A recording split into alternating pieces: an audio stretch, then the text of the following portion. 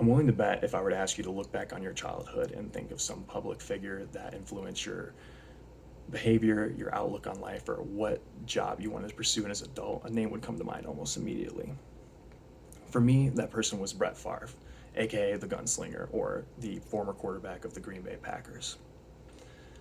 I was first introduced to football as a fifth grader when I began to play for my local Pop Warner team, the Hollyhawks. And I can remember the first day of practice after donning on all the proper protective equipment and waiting for our coaches to give instruction, feeling that familiar feeling of nervousness that you get whenever you're trying something new. But as I began to become more familiar with everything and the way that the game worked, I started to become a little bit more comfortable. Before I knew it, I was hooked. I loved the sweat, the running, the collisions, the competition, and every other nuance that I began to discover as I committed more time to the game. Sure, it helped that I was a pretty decent athlete, but I firmly believe that, regardless of that fact, I would have fallen in love with the game all the same. And the more I played, the more that football began to seep into other aspects of my life outside of games and practices. I began to read more about it, watch NFL and college games with friends and family, unaware of the player that would come along and have a profound impact on my life.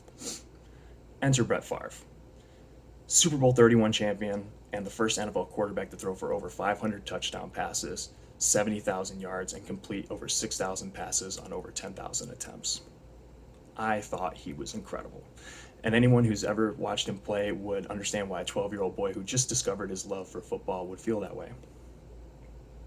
Not only was he one of the greatest quarterbacks to ever play the game, he played in a way that reminded you of a kid in the backyard or playground playing with his friends.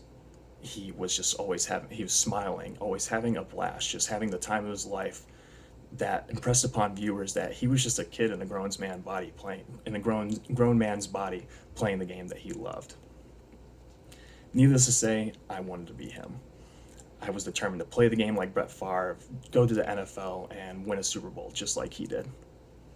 But oftentimes, as we all know, childhood dreams don't always become reality, and sometimes life has other plans, and we have to adapt as new challenges present themselves.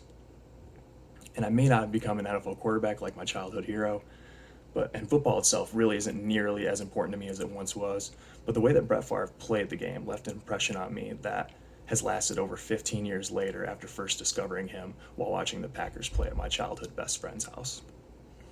And although his career stats and accomplishments are impressive on their own and speak volumes for how great of a player he was, they only tell a fraction of the story of how he played the game.